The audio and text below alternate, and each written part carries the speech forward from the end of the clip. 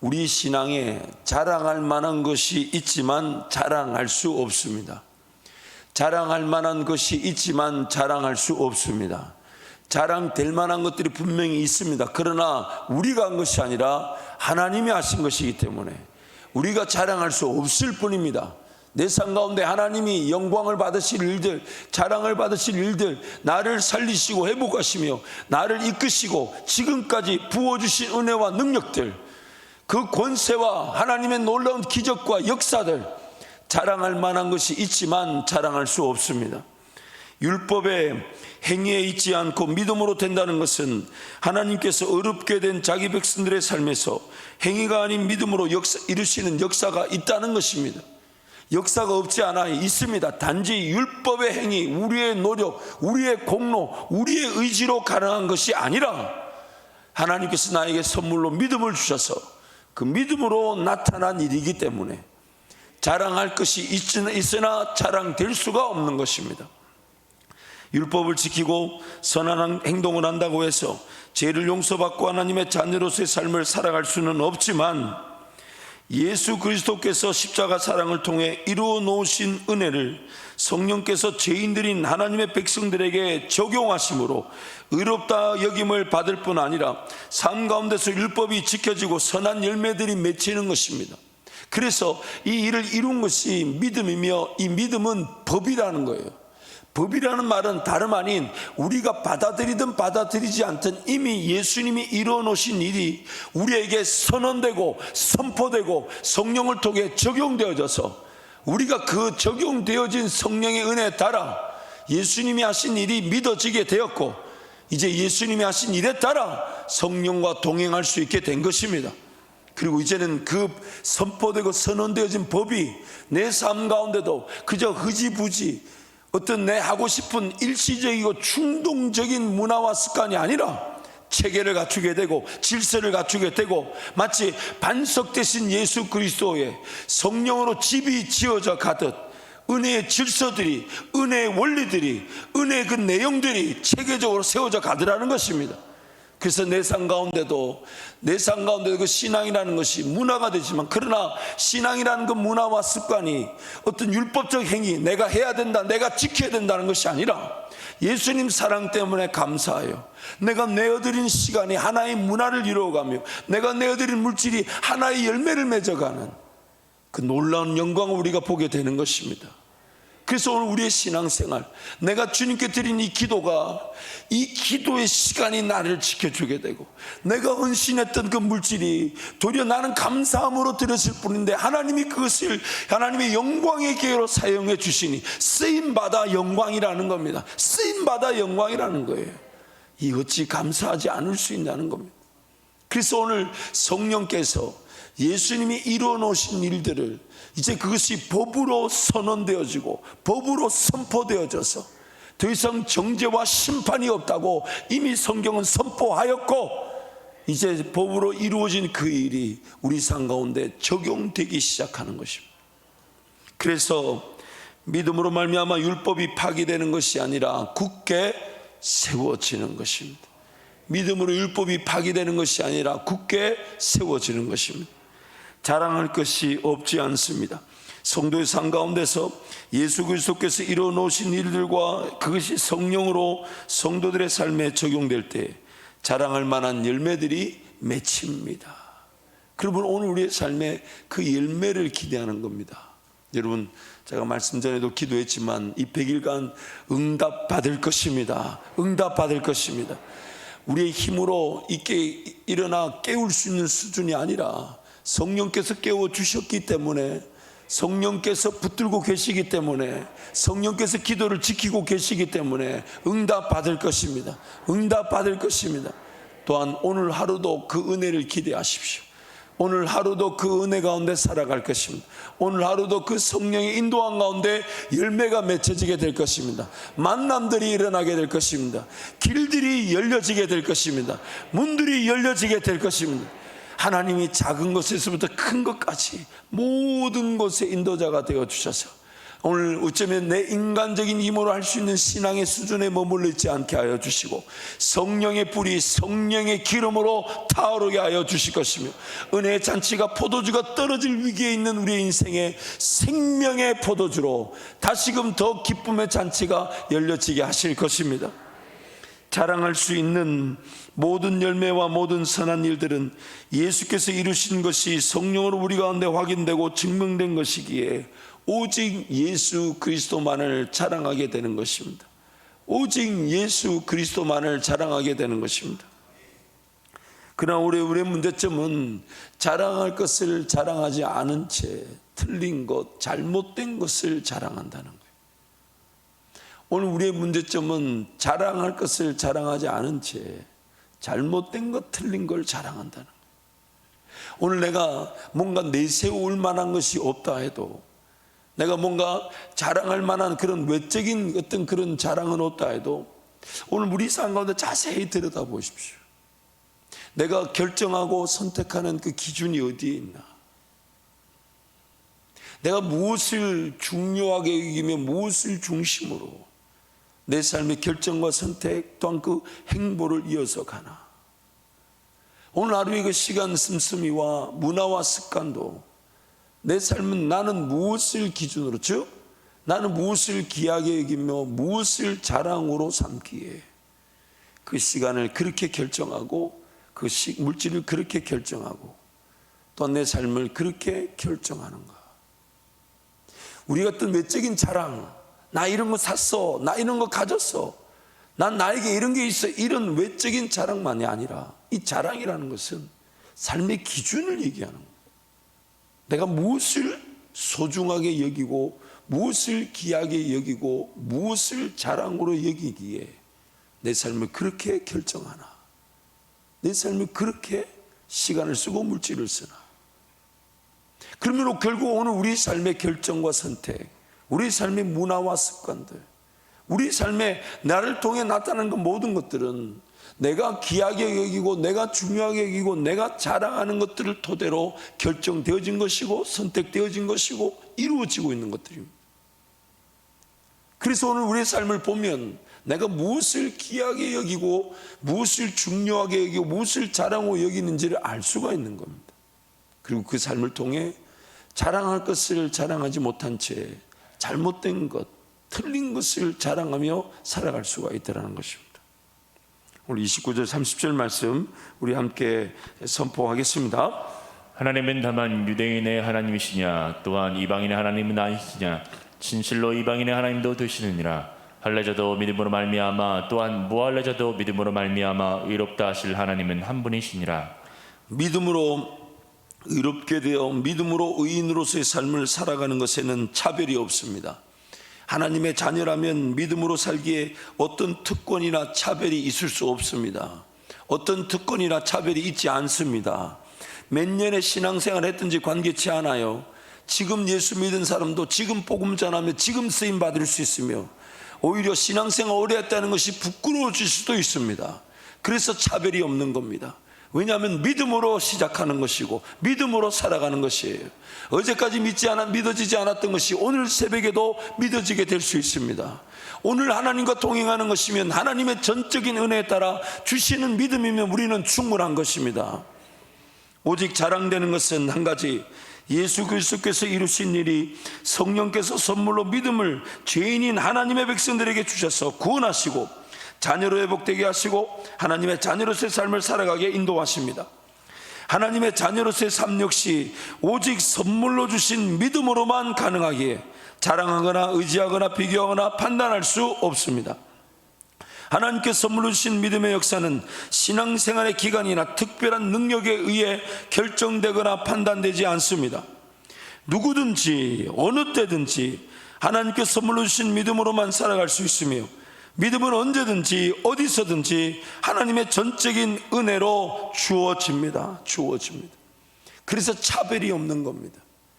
먼저 하나님의 말씀을 받은 유대인이나 뒤늦게 돌아온 이방인들이나 그들이 하나님과의 은혜의 관계로 할례를 받은 것이나 할례 없이 살아가는 것이나 모든 사람이 하나님 앞에서 차별이 없습니다.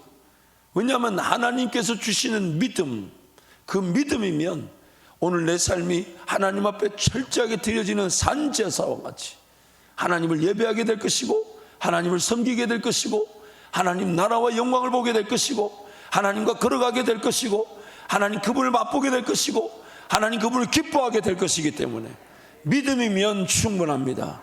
믿음이면 충분합니다. 그 믿음이 주어지는 것에는 어떤 기준이나 어떤 자격이 없습니다. 어떻게 살아왔는지 관계치 않습니다. 심지어 신앙생활 오래 했다 해도 오늘 지금 예수 믿고 복음을 전하는 자가 훨씬 더 나을 수도 있습니다. 믿음에는 차별이 없습니다. 누구든지 언제든지 어느 때든지 하나님의 전적인 은혜에 주시는 믿음을 사모하면 그 믿음으로 살아가게 되고, 그 믿음으로 살아가게 되고, 오히려 더 뜨겁게 주님과 동행할 수가 있습니다.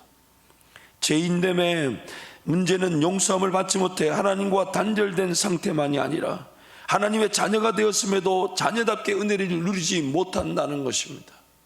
자녀답게 은혜를 누리지 못한다. 성경의 거의 대부분의 내용은, 특히 예수님께서 말씀을 통해 변화시키고자 한 대상은 제자들과 무리들을 포함해서 당시 하나님을 섬긴다고 했던 유대인 종교 지도자들, 유대인 종교 생활자들, 병에 걸리고 귀신 들리는 등 인생의 문제와 어려움에 갇힌 이들은 예수님을 만나 즉시로 치유함을 받고 예수님을 온전히 따르는 은혜를 누렸습니다. 하나님과 암호 관계를 누리며 살아갈 수 있게 된 하나님의 자녀들의 문제점은 하나님의 전적인 은혜로 구원을 얻었지만 그 구원을 구원답게 누리지 못한 채 살아간다는 것입니다. 신앙생활은 시작되었지만 인간적 실력과 하나님의 능력 사이에서 갈등하며 방황하며 하나님의 은혜를 온전히 누리지 못하고 있을 수 있습니다. 세상에 나가 세상 방식대로 살아서는 안 된다는 걸 알지만 하나님의 능력과 권세 역시 제대로 누리지 못하는 신앙생활이 될 수 있습니다. 오히려 신앙생활을 시작한 지 얼마 되지 않은 일이 더욱 뜨겁게 순수하게 신앙생활을 누리는 것을 보며 갈등하기도 합니다. 갈등하기도 합니다. 물론 저는 그렇게 한 번도 기도해 본 적은 없지만 예전에 어떤 개척하시는 목사님이 자기는 그렇게 기도한대요. 하나님, 우리 교회 그분이 이제 LA에서 개척하시고 한 200여 명 정도, 이민사회 작은 교회는 아닌데 200명 정도 모였을 때 그렇게 기도했대. 하나님, 새로운 새가족들을 보내주시되 기존 성도들이 부러워할 만큼의 믿음의 역사를 그 새가족들에게 부어 주옵소서. 아멘을 안 하시는 건 뭐 불편하세요? 아니, 새가족들이 믿음의 역사를 맛봐야 되잖아요. 맛봐야 되잖아요. 그래서 그 믿음의 역사를 맛보게 해주십시오. 그리고 우리 교회 안에 식어진 성도들이 있다면 그들을 보며 불타오르게 하여 주십시오. 지금 생각해 보니까 참 멋있는 기도 제목인 것 같아요. 지금 생각해 보니까 멋있는 기도 제목이. 오늘 우리가 어느 순간 하나님의 백성으로 살아간다 하지만 그 주님을 따른다는 것에 또 돌봐줘야 될 삶. 근데 이 돌봐줘야 될 삶이 돌보아지는 삶으로 바뀌어서는 안 되는데, 내가 주님을 따르기 때문에 주님이 내 삶을 돌봐주시는 것인데 어느 순간 우리는 바뀌어버리죠. 주님을 따르기 위해 내 삶이 먼저 돌봐줘야 된다고 생각하고 삶이 그렇게 녹록지가 않은 거죠.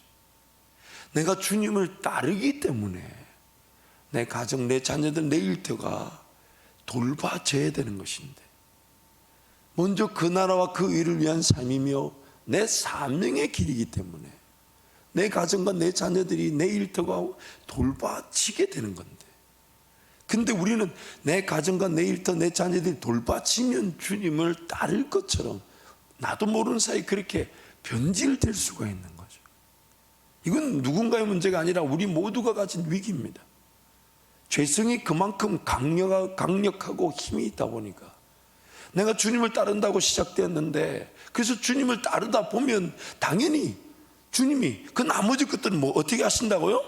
더하여 주신다 했는데, 그래서 내가 주님을 따르는 건데 그 주님을 따르는 길이 생명의 길이며 그 길에서 내 삶이 자연스럽게 돌봐지는 것이죠. 채워지는 것이죠.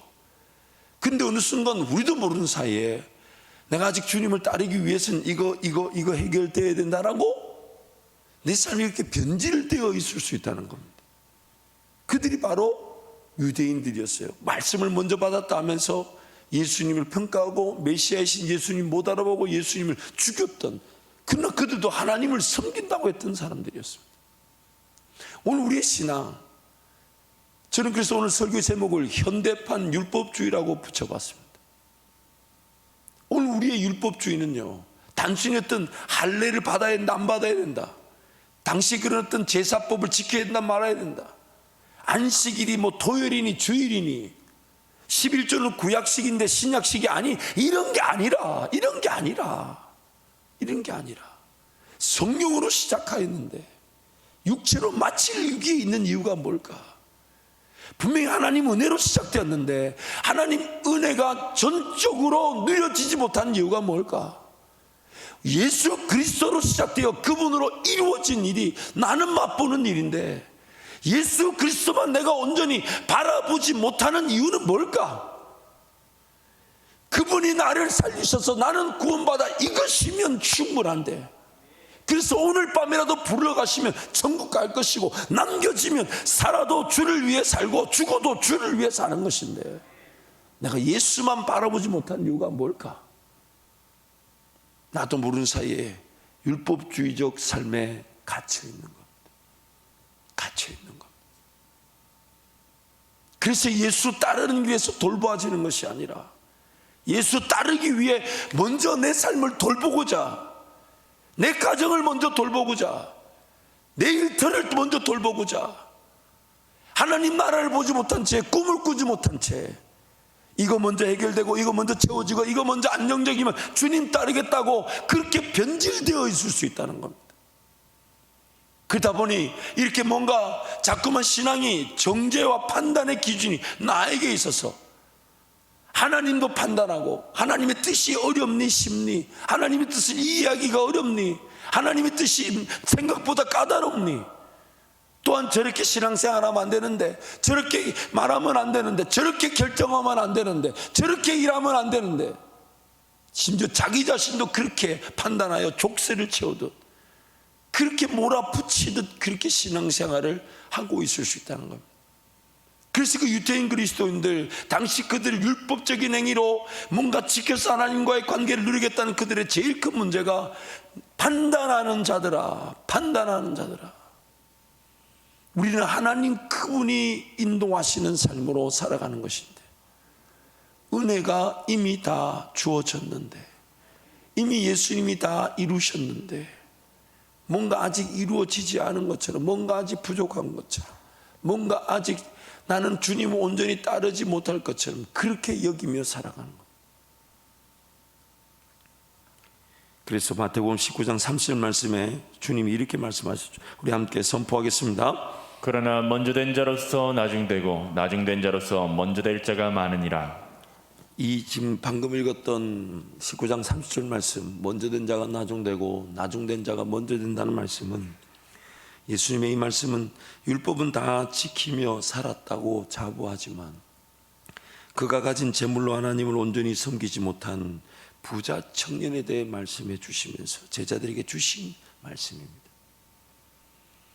그 부자 청년은 예수님께 와서 어릴 적부터 모든 율법을 다 지켰다고 합니다. 예수님이 그에게 말하죠. 네가 가진 재물로 가난하고 어려운 이들을 다 도와주고 너는 나를 따르라. 근데 안타깝게도 성경이 이렇게 말합니다. 그 부자 청년이 근심하며 돌아가니라. 그러면서 19장 30절 말씀 마지막 이어진 이 내용이 뭐냐면요, 마태복음 10장에 예수님께서 포도원 품꾼 비유를 통해 일찍 일하러 들어온 자들이 늦게 일하러 들어온 자들과 똑같은 대우를 받는 것에 불만하는 모습에 대해서 비유로 말씀하십니다. 19장 30절 말씀 끝으로 바로 이어지는 20장 말씀의 예수님의 비유가 오전 9시에 일꾼을 드리고 내가 한 달란트를 주겠다. 그리고 11시에도 1시에도 오후 3시에도 심지어 6시면 마치는데 5시에도 부르면서 일을 시키고 난 다음에, 그리고 주인이 이제 계약한 대로 오전 9시부터 온 사람들한테 한 달란트 줬더니, 아니 죄송합니다, 오후 5시부터 온 사람들 한 달란트 주니까 한 달란트 약속을 받고 들어온 사람들이 기대했는데 자기네들도 한 달란트밖에 안 주니까, 약속된 금액밖에 안 주니까 그걸 불평하고 불만하고 판단하는. 그래서 마태복음 20장 16절에 그 비유 끝에도 이렇게 말씀하시죠. 우리 함께 선포하겠습니다. 이와 같이 나중된 자로서 먼저 되고 먼저 된 자로서 나중되리라. 그렇다면 오늘 이 말씀을 오늘 우리 삶에 어떻게 적용하면 좋을까요? 세 번째, 현재 우리 삶에서 이것을 어떻게 적용하면 좋겠습니까? 제가 몇 가지 질문들을 한번 만들어 보았습니다. 이 질문들을 함께 우리가 보시면서 오늘 현대판 율법주의에 갇혀 있는 것은 아닌지 우리 자신들을 살펴보고, 오늘 또 전적인 하나님의 은혜에 감사할 줄 알고, 전적인 하나님 은혜에 기대할 줄 알고, 하나님 나에게 선물로 주신 믿음이면 그것이면 충분한 줄 알아. 하나님을 기다리고 기대하고 사모하는 오늘 모든 성도들의 삶이 되시기를 축복합니다. 제가 목소리를 낮추더라도 여러분의 아멘은 크기를 축복합니다. 이런 질문들입니다. 혹시 신앙생활을 하고 있지만 하나님께서 선물로 주시는 믿음에 대한 기대치도 없는 신앙생활은 아닌가요? 아버지 하나님의 마음을 이해하고 깨닫고 순종하고자 함보다는 일단 살고 봐야 한다는 부담감을 더 크게 가지고 있는 것은 아닐까요? 아닐까요? 구원을 받을 때처럼 오로지 하나님께서 선물로 주시는 믿음을 구하기보다는 내가 할 수 있고 하고 싶은 만큼 신앙생활하고 있는 것은 아닐까요?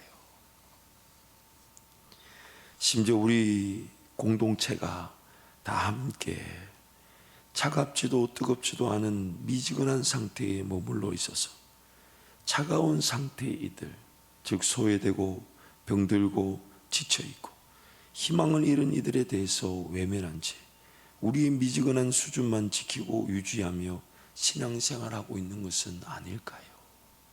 아닐까요? 저는 이게 항상 두려움이에요. 우리도 모르는 사이에, 물론 우리를 그렇게 누구를 배척하고 이렇게 제한하고 막진 않지만 우리끼리 그런 비슷비슷한 문화를 만들어가면서, 그래서 누군가가 밖에서 볼 때에 저런 문화, 저런 습관이 아니면 저 교회는 못 가는가 봐, 그렇게 보이는 건 아닐까? 그렇게. 그래서 여러분 부탁드리는데, 예배당에 누가 담배 피면서 오고 담배 냄새 나더라도 기쁘게 여기십시다. 왜 아멘 안 해요? 아니 담배 피우고 오라는 얘기가 아니라 지금 이 새벽에 온 우리끼리라도 한번 그런 것을, 우리끼리 자꾸 문화를 깨잔 말이에요. 누가 예수 믿고자 하는데 아직 고쳐지지 않았지만 고침을 바라며 온다면 그 있는 모습 그대로 바라줘야 되지 않냐 이 말이에요. 누군가 죄에 빠져 있지만 그 죄를 해결하지 못해 여전히 그 죄 가운데 있다 해도 주님이 고치심을 입고 온다면 받아줘야 되지 않냐 이 말이에요. 용서해 주고 인정해 주고 기다려 주고 기도해 줘야 되지 않냐 이 말이에요. 술 냄새 풀풀 풍기고 오면 우리가 오히려 존중해 줘야 되죠. 누가 어떤 분이 그러더라고요. 예수를 처음 믿는데, 목사님 저도 담배 끊고 싶어요. 근데 안 끊어져요. 그럼 끊고 올까요? 끊지 말고 올까요? 이러면 제가 뭐라 합니까? 여러분 뭐라고 얘기해야 돼요? 끊고 오래요? 끊고 오라고 해요? 죄들이를 바깥에 내주지는 못할 만정, 그렇지 않아요? 우리가 겉면은 못할 만정 기다려줘야 되죠. 기다려줘야 되죠. 항상 여러분 주변에 어렵고 힘든 사람이 있거든요. 최선을 다해서 목자들 통해 사역자를 통해 교회 알려주십시오. 우리 조금 전기 좀 덜 쓰고 우리 좀 물 좀 더 쓰고 우리 좀 아끼더라도 그 도울 수 있으면 최선을 다해 도와야 되지 않겠습니까? 그래서 항상 우리 수준 안에 우리끼리 우리의 문화 안에 갇혀 있어서는 안 된다는 겁니다. 항상 이것이 우리에게 도전이 돼야 돼요. 하나님께서 하셔야만 한다는 이유로 그러한 이들에 대해서는 외면한 채 그저 나에게만, 우리 가정에게만, 우리 자녀들에게만, 우리에게만 은혜를 달라고 하는 것은 아닐까요? 내가 할 수 없으니까 저건 하나님이 하셔야 되겠지, 내가 할 수 없으니까 하나님이 하셔야 되지 하고 그렇게 던져놓고 나에게만, 우리 가정에게만, 우리 자녀에게만, 우리에게만 복을 달라고 그렇게 신앙생활하고 있는 건 아닐까요? 집을 나간 아들을 기다리는 아버지의 마음은 이해하지 못한 채 하나님 아버지 곁에서 염소 한 마리라도 낭비될까 봐 전전긍긍하며 삶을 지키고 보호하려는 것에만 빠져 있는 것은 아닐까요? 오히려 집을 나간 둘째 아들보다 집도 나가본 경험 없고 그냥 아버지 재산 관리하고 일해야 된다고 생각했던 그런 아버지 마음을 이해하지 못한 큰아들이 더 문제입니다. 큰아들이 더 문제예요. 하나님의 은혜를 은혜답게 누리지 못한 채 신앙생활하고 있어서 누군가 믿음의 길을 들어설 때 그들에게 오히려 우리의 신앙 모습이 방해가 되는 것은 아닐까요? 여러분, 이거 정말 우리에게 도전이 되었으면 좋겠습니다. 물론 우리가 모든 신앙의 형태와 성경에 나오는 모든 능력을 다 맛보아야 되는 건 아닙니다.